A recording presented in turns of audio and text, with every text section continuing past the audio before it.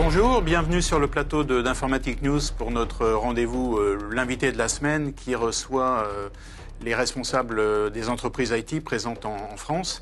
Et aujourd'hui, nous avons le plaisir de recevoir Julien Grouès, qui est directeur général de Amazon Web Services France, donc AWS France, on dira, c'est plus rapide. Déjà bonjour et merci d'avoir accepté notre invitation. Bonjour Gary. Alors, on commence toujours cet entretien par un élément qui a retenu votre attention ces derniers temps. Ça peut être cette semaine, mais ça peut être la semaine passée. Donc, c'est un événement spécifique, une tendance, quelque chose qui concerne évidemment notre secteur, parmi beaucoup de choses, hein, parce que notre secteur est très, très évolutif, il se passe beaucoup de choses. Qu'est-ce qui a retenu votre attention ? Je crois que ces dernières semaines, il y a un des points qui m'a frappé et dont je me suis réjoui en ce moment. Il n'y a pas forcément beaucoup de bonnes nouvelles dans l'actualité, mais c'est qu'une des premières décisions qu'a pris Joe Biden après son investiture, ça a été le retour des États-Unis dans l'accord de Paris sur le climat. Et je pense que ça, moi, c'est un signe d'espoir parce que ça envoie un signal extrêmement fort qui remet un peu tout le monde dans cette lutte contre le changement climatique. C'est une bonne nouvelle pour la planète. Ça correspond aussi à nos engagements, aux engagements d'Amazon et d'AWS. Pour Amazon d'arriver à être zéro carbone d'ici à 2040 et AWS d'être à 100% en énergie renouvelable d'ici 2025. Et donc, on parle beaucoup aujourd'hui de tout ce qui est énergie renouvelable, de tout ce qui est informatique responsable. Et donc, de voir que ça redevient une clé de l'agenda aux États-Unis, en plus de celle des pays européens, je pense que c'est vraiment une bonne nouvelle. Et alors, quand on fait la balance entre le plus et le moins de ce qu'apportent les technologies, justement, à cette amélioration de l'environnement, est-ce que vous pensez qu'on penche plutôt du côté positif ou du côté négatif? Parce que au moment de la 5G, par exemple, on a beaucoup parlé, alors évidemment, ça ne concerne pas les opérateurs de cloud, mais au moment de l'arrivée de la 5G, on a beaucoup parlé de l'effet que ça induirait, et ne serait-ce que le changement des téléphones portables, et on sait que ça a une empreinte carbone considérable.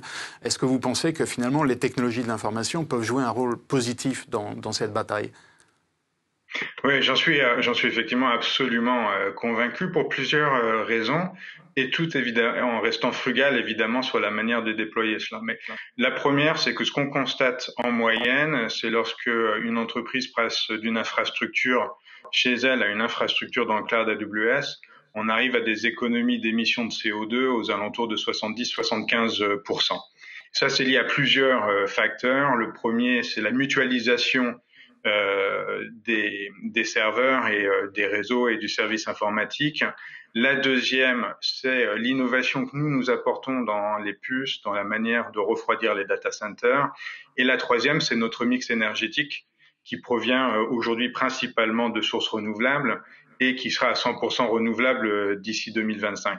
Ça nous permet aussi de travailler avec des grands acteurs de l'énergie français, puisque on travaille avec Engie, on l'a annoncé, sur des parcs d'éoliennes, des parcs d'énergie solaire, et on collabore là-dessus. On vient de re-signer un accord sur plus de 600 mégawatts, 650 mégawatts d'énergie renouvelable avec des fermes éoliennes et des fermes solaires aux États-Unis, en France, en Italie et dans d'autres pays. Donc, c'est ça qui permet d'apporter une informatique plus responsable et plus économique en termes de CO2. Très bien. Alors, on va évidemment parler de AWS, et la première question que j'ai envie de vous poser, même si elle n'est pas d'actualité très très pressante, mais en gros, c'est quel conseil vous donneriez à une entreprise qui n'est pas sur le cloud? Alors, dans les grands comptes, il y en a quasiment plus. Même dans les ETI, il y en a beaucoup qui ont déjà abordé ce virage, mais il en reste encore malgré tout, je suppose. Et donc, ma question, c'est quel conseil vous donneriez? Faut-il ou pas aller vers le cloud? Quel fournisseur choisir? Quelle application choisir? Est-ce qu'elles sont toutes éligibles? Je dirais, quel est l'ordre de marche pour évoluer, pour prendre ce grand virage? Oui. Effectivement, aujourd'hui, on a la chance chez AWS de travailler avec plus de 80% des groupes du CAC 40, mais aussi plus de 75% des groupes et des entreprises du Next 40, ces startups, et toutes les entreprises de taille intermédiaire aussi entre les deux. Et on voit cet élan fantastique vers le cloud. Aujourd'hui, le cloud représente 9% de l'informatique mondiale, donc il y a encore énormément de choses à faire pour aller chercher l'innovation, la réduction de coûts.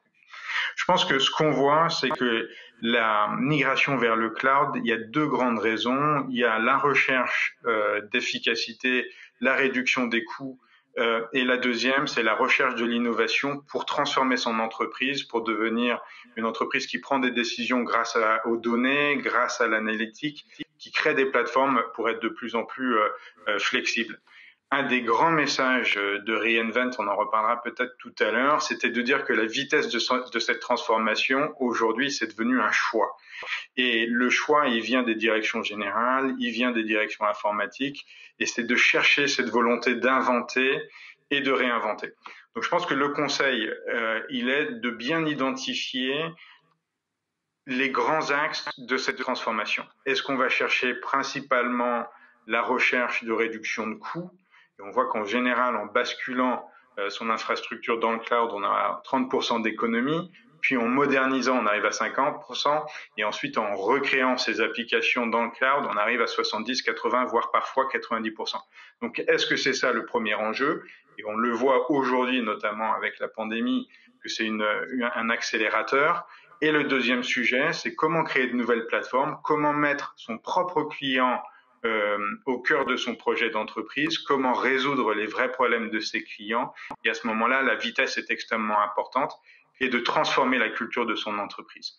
Donc nous, on travaille avec de nombreuses entreprises de toute taille pour identifier ces priorités et ensuite mettre ensemble un projet qui permet d'arriver à trouver ces marges de manœuvre et ces gains de compétitivité. Donc votre conseil finalement c'est de choisir un axe principal pour aller vers le cloud. C'est pas d'essayer de faire un peu tout en même temps. C'est un peu ça?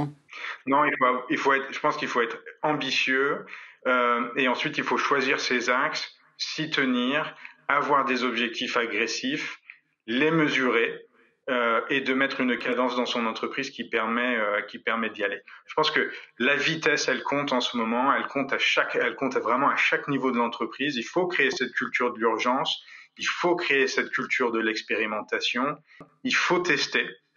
Par contre, il faut aussi simplifier. Donc, il faut trouver des partenaires, il faut prendre de l'élan, il faut chercher des résultats. Et après, tout ce qui est complexe, on pourra voir plus tard. Mais aujourd'hui, on peut déjà traiter une grande partie de ces complexités extrêmement rapidement. Et en termes de partenaires avec lesquels travailler, vous me posiez la question. Je pense qu'aujourd'hui, l'intérêt des entreprises, c'est d'utiliser les plateformes qui ont le plus grand nombre de services, le plus grand nombre d'outils. C'est ça qui permet aux bâtisseurs de créer ce qu'ils peuvent imaginer. Et nous, notre objectif chez AWS, c'est effectivement de continuer de créer ces nouveaux outils, continuer d'innover en fonction des retours de nos clients pour que ceux-ci aient toujours le bon outil, la bonne base de données, la bonne approche pour pouvoir innover le plus rapidement possible et déployer de nouvelles solutions pour leurs propres clients. Très bien. Alors, parmi les caractéristiques que les opérateurs de services cloud nomment depuis quasiment le début, il y a évidemment l'élasticité, donc en gros, mais ça joue dans les deux sens. On en a beaucoup parlé dans le sens croissance, mais ça joue aussi dans le sens décroissance. Je pense que ça a été utilisé de manière très importante ces derniers mois. Et puis, il y a aussi la notion de portabilité et de réversibilité. En gros, c'est l'idée que une entreprise va s'engager vers un fournisseur cloud et elle ne sera pas enfermée par ce fournisseur parce qu'elle pourra à la fois changer de fournisseur ou éventuellement rapatrier ses applications en interne. Donc ça, c'est le discours général. Est-ce que maintenant, on a quand même, vous avez dit, il faut expérimenter, donc on a une expérience qui est assez large. Est-ce que vous avez des exemples d'entreprises françaises qui ont fait ces mouvements-là, c'est-à-dire qui sont allés vers un fournisseur cloud, qui en ont changé ou qui sont revenus, qui ont remis des applications en interne? Alors, je pense effectivement, vous avez raison. Une des raisons de passer dans le cloud, c'est l'agilité, c'est la flexibilité. Effectivement, pendant la pandémie, pendant le premier lockdown, mais ça continue aujourd'hui. On a vu des entreprises qui étaient plutôt habituées à gérer la croissance en termes de nombre d'utilisateurs et de créer des plateformes qui soient extrêmement dynamiques et qui ont du coup aussi pu bénéficier de cette agilité pour réduire leurs dépenses informatiques. Je pense par exemple à The Edge, qui fait partie du groupe Accor, qui en quelques semaines a réduit son empreinte dans le cloud pour réduire ses coûts de plus de 30% et du coup continuer à investir dans l'innovation et retransformer ses services pour aider leurs propres clients qui sont les plateformes et les hôtels qui font des réservations. La réversibilité, effectivement, est un sujet important que nous traitons avec tous nos clients. C'est un sujet qui est important parce que il fait partie de la culture de l'entreprise AWS, qui est de fournir à ses clients le meilleur de la technologie et de faire que les clients souhaitent travailler avec nous pour cette technologie, pas pour des aspects autres que celle que d'utiliser le bon outil pour ces bâtisseurs. Donc, sur la réversibilité, il y a aussi des secteurs de l'industrie, je pense par exemple à l'industrie financière et le secteur financier en général, dans lequel il y a des réglementations, il y a des approches qui demandent à ce que des plans de réversibilité soient mis en place. Donc, dans le secteur financier, mais dans d'autres, on travaille avec nos clients à ce que les choix de technologie soient accompagnés aussi de plans de réversibilité. Et je me souviens, je pense qu'il y a 2 ans, lors d'un AWS Summit à Paris, nous avions le CIO d'une entreprise qui était venu témoigner sur le fait qu'ils utilisaient les services d'AWS, mais en même temps avaient une approche documentée avec toute une procédure au cas où ils souhaiteraient quitter les technologies d'AWS, soit pour revenir dans leur data center, soit pour passer sur d'autres technologies. Donc ça se documente. Et la raison pour laquelle c'est facile, c'est que, évidemment, tous nos clients gardent la possession de leurs données, décident qui ont accès et peuvent les récupérer à n'importe quel moment et les remettre où ils le souhaitent. Et en termes de technologie de développement, on repose beaucoup sur les technologies d'open source qui sont ensuite disponibles sur d'autres technologies ou d'autres fournisseurs. Et le troisième point, et je conclurai là-dessus, c'est pendant le dernier reInvent, on a annoncé un certain nombre de technologies qui permettent aussi de déployer des technologies AWS, mais en open source dans ses propres data centers, par exemple sur des technologies de serverless ou de Kubernetes, avec EKS Anywhere, qui permet de déployer ces technologies dans ses propres data centers sans être connecté au cloud. Alors très bien, mais vous avez donc évoqué les possibilités de le faire, vous avez évoqué les mesures qu'ont prises les entreprises, vous avez parlé de documenter, mais est-ce que dans la pratique, il y a des exemples d'entreprises qui l'ont fait? Parce que c'est un peu comme les plans de sécurité. Le seul moment où on voit que ça tient la route, c'est au moment où il arrive un pépin et que donc ça fonctionne. Est-ce que vous avez des exemples d'entreprises qui ont entrepris cette démarche? Alors, j'ai pas d'exemple avec un nom particulier que je peux citer, mais on voit notamment dans des phases de fusion-acquisition d'entreprises qui auraient fait des choix de cloud différents. Effectivement, le passage d'une technologie à l'autre, donc ça, on l'a vu.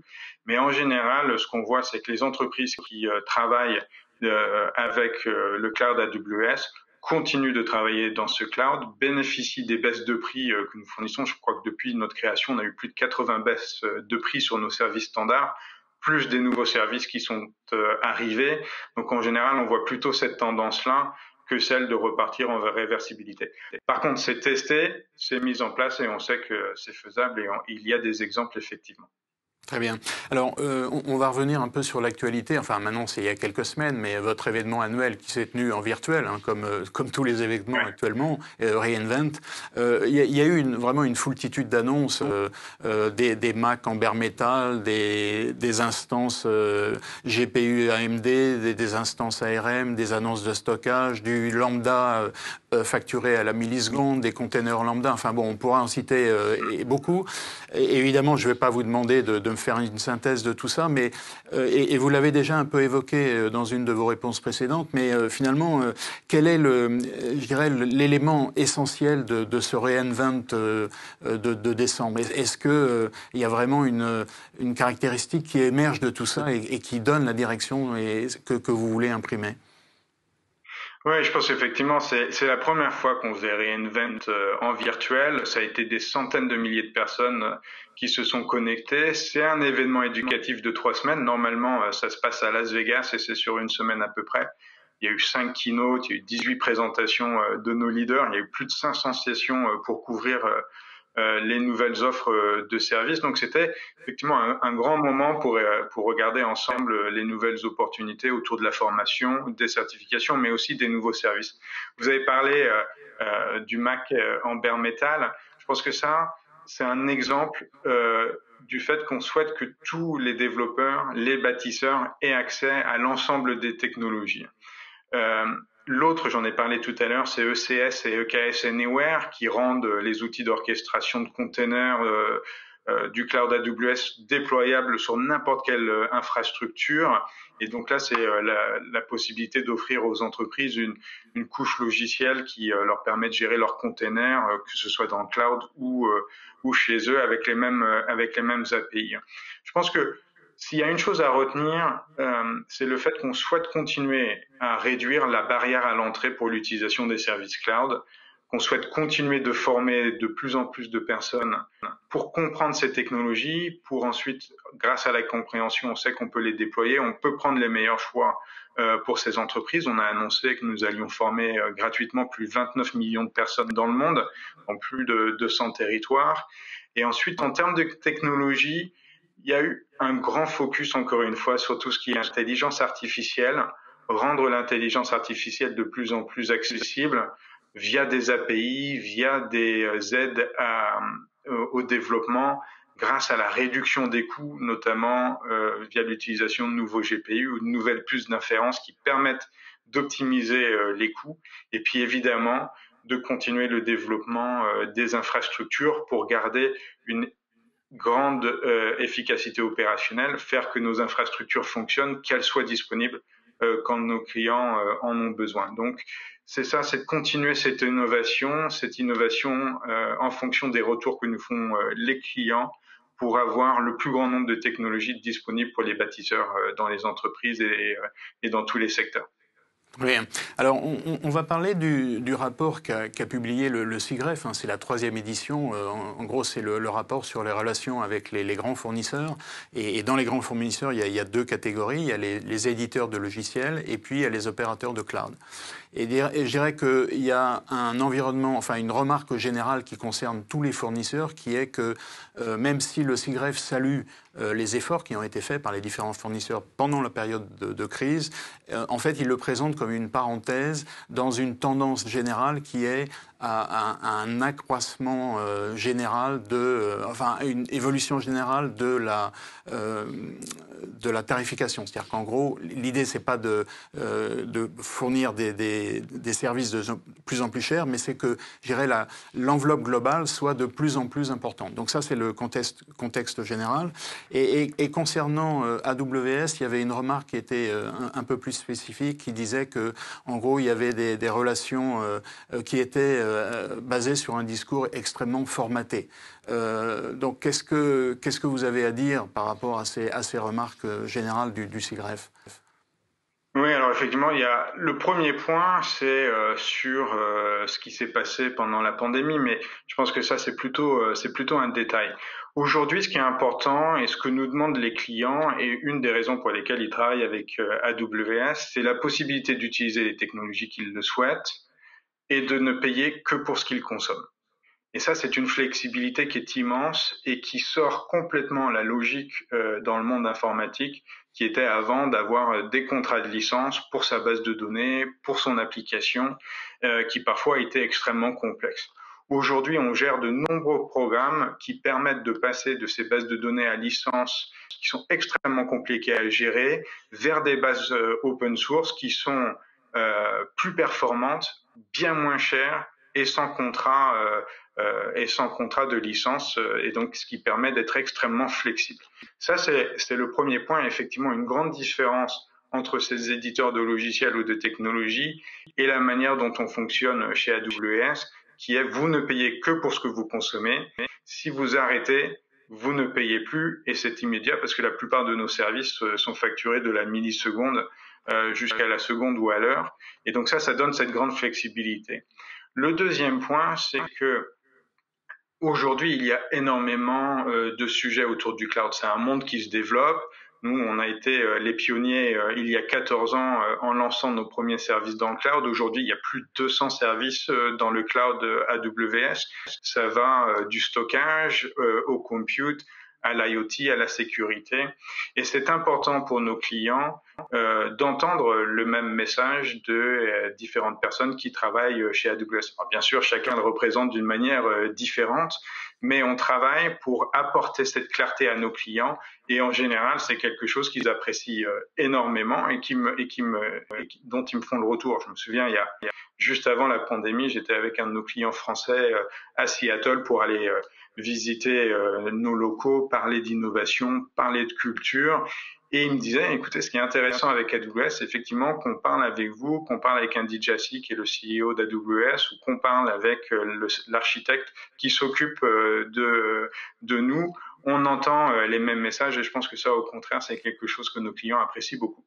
Donc finalement, le mot formaté, vous le voyez plutôt avec un œil positif, c'est-à-dire que vous trouvez que c'est bien de parler d'une seule voix, quelle que soit la personne, enfin quelle que soit l'entreprise à laquelle on s'adresse et quel que soit le sujet qu'on aborde. C'est bien que AWS ait une seule voix.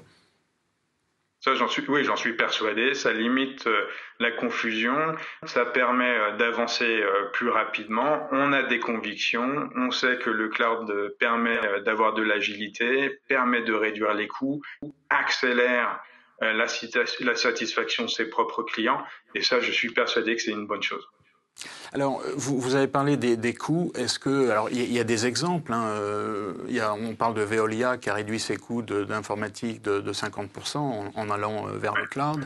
Il y a la CGA-CGM qui a réduit de 30% en migrant son ERP vers le cloud. Mais ça, ce sont des exemples. Est-ce que vous avez réalisé une étude, alors indépendante, c'est-à-dire fait faire une étude sur pas un long terme, parce qu'on n'y est pas encore, mais en gros sur quelques années, pour véritablement vérifier que sur un moyen terme, il y a cette baisse de coût du budget informatique quand on est passé vers le cloud? Oui. Alors effectivement, certains des chiffres que vous avez cités ont été réalisés par des instituts. Par exemple, je crois que les calculs de réduction de coûts chez Veolia ont été réalisés par IDC. Donc il y a effectivement ces études qui ont été réalisées et ces baisses de coûts, elles proviennent de plusieurs sujets. La première, c'est qu'on ne paye que pour ce qu'on consomme. Donc on n'a plus besoin de provisionner des serveurs ou des services informatiques estimés qui correspondront ou non à sa consommation. Le deuxième, c'est qu'on peut arrêter l'utilisation de ces services informatiques pendant la journée, pendant les week-ends, pour avoir en fait à disposition la puissance de calcul ou de stockage lorsqu'on en a besoin. Par exemple, pour faire un calcul d'intelligence artificielle ou parce qu'on a plus de personnes qui se connectent à son site internet ou pour des campagnes promotionnelles. Ça, c'est le deuxième sujet. Et la troisième, c'est de bénéficier des innovations d'AWS. Je vous le disais tout à l'heure, on a eu plus de 80% on a eu plus de 80 baisses de coûts de nos services depuis notre création. Et en plus de ça, on a apporté des innovations qui permettent de réduire les coûts informatiques. De passer de machines virtuelles à du serverless, ça permet dans de nombreux cas d'avoir plus de 90% d'économie sur son informatique. Et ça, c'est un choix technologique. À la fin, le rendu est le même, mais c'est un choix technologique qui permet de réduire ses factures. Il y a aussi eu, vous en parliez tout à l'heure, les puces ARM Graviton 2 qui ont permis à nos clients aujourd'hui, en recompilant leur code et en basculant vers ces nouveaux processeurs, d'avoir 40% d'économie. Donc effectivement, avec les bons choix technologiques, les bonnes pratiques en termes d'utilisation de ces technologies cloud pour qu'elles puissent rester scalables, ça permet d'arriver à ces économies. Et ce sont des calculs qu'on réalise avec nos clients et qu'on suit dans la durée pour s'assurer effectivement que ces réductions de coûts soient toujours au cœur de leur projet. Très bien. Alors la dernière question que je voulais aborder avec vous, c'est le cloud européen. Donc il y a deux éléments que je voudrais vous soumettre. Le premier, c'est les derniers chiffres du cabinet Synergy Research qui montrent que le cloud européen progresse, le marché du cloud européen progresse, mais la part de marché des fournisseurs européens diminue de manière très significative. En 3 ans, elle est passée de 26 à 16%. Donc en gros, la question, c'est est-ce que le match est plié pour les Européens? Et le deuxième point, c'est que qui va un peu à l'encontre de la question, c'est il y a un projet cette fois au niveau européen, Gaia-X, pour lequel vous participez en tant que AWS, donc fournisseur américain. Et est-ce que ça veut dire qu'il va y avoir un AWS Gaia et un AWS standard? Alors aujourd'hui, tous les services qu'on développe chez AWS sont disponibles à tous nos clients et de la même manière.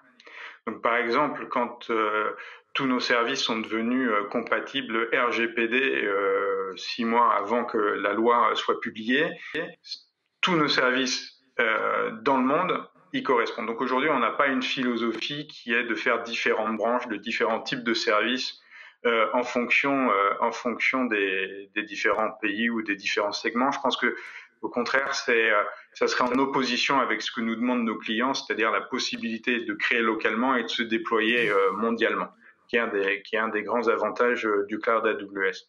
Nous, on participe effectivement dans les initiatives de Gaia-X parce qu'on a une conviction, on en parlait tout à l'heure, c'est que c'est un monde qui est transparent, dans lequel on souhaite offrir de la flexibilité aux clients. On souhaite, parce que c'est ce qu'ils nous demandent, que les entreprises et les organisations aient accès au meilleur de la technologie et au meilleur prix. Donc de constituer cet écosystème ouvert avec des principes qui permettent de faire des échanges et que ce soit toujours nos clients qui gardent l'accès à leurs données, la propriété de leurs données, qui peuvent choisir où ils vont exécuter leur application, où ils vont stocker leurs données.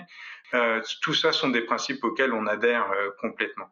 Et c'est pour ça qu'en 2017, notamment, nous avons ouvert en France une région de data center, c'est-à-dire pour nous 3 zones de disponibilité, toutes actives en même temps. Comme ça, on a une grande efficacité opérationnelle, ce qui permet à nos clients français, s'ils le souhaitent, de stocker leurs données, d'exécuter leurs applications en France, et à nos clients étrangers d'héberger aussi leurs données et leurs applications en France pour être au plus proche des consommateurs et de leurs clients en France. Donc ça, on va continuer d'aller dans ce monde-là. Et le dernier sur sur les parties et sur les parts de marché. Aujourd'hui, je vous le disais tout à l'heure, on considère qu'il y a à peu près 9% de l'informatique mondiale qui pourrait être dans le cloud, qui est dans le cloud. Donc le marché est immense et je pense qu'il y a de la place pour de nombreux acteurs. Alors, une petite question complémentaire, c'est ce sont les membres fondateurs de Gaia-X qui vont définir les règles et les normes. Et donc, les membres qui ne sont pas fondateurs, ils vont devoir se plier à ces normes et à ces règles. Imaginons que les services que vous fournissez ne soient pas Gaia-X compatibles à un moment donné. Ça veut dire que vous allez, en gros, vous adapter pour que ça le devienne?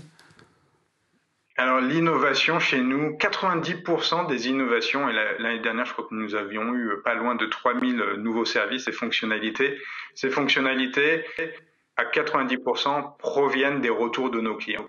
C'est ce qu'ils nous demandent et lorsque on voit que nos clients ont des demandes et qu'on travaille beaucoup avec eux sur ces sujets-là, on modifie, on améliore, on innove grâce à ces retours-là et je suis persuadé qu'on continuera de faire la même chose si ça provient de groupes de travail de Gaia-X ou autres d'ailleurs. C'est vraiment au cœur de notre projet. Hein. Je pense qu'on est une entreprise qui met le client au cœur de tout notre projet, sa satisfaction, ses retours sur nos produits et c'est grâce à ça que nous pouvons continuer d'innover. Donc ça, c'est une de nos priorités. Et la deuxième, évidemment, c'est la sécurité, la confidentialité des données de nos clients. On est dans un monde et un business qui repose sur la confiance et c'est l'autre priorité pour nous. La sécurité et la confidentialité des données est la première des priorités chez AWS. Bah, effectivement, c'est un élément d'actualité puisque c'était la journée de la protection des données hier, je crois. Donc ça tombe à pic. En tout cas, je crois qu'on a fait un tour assez complet. Julien Rouès, merci beaucoup pour cet entretien. Merci à vous.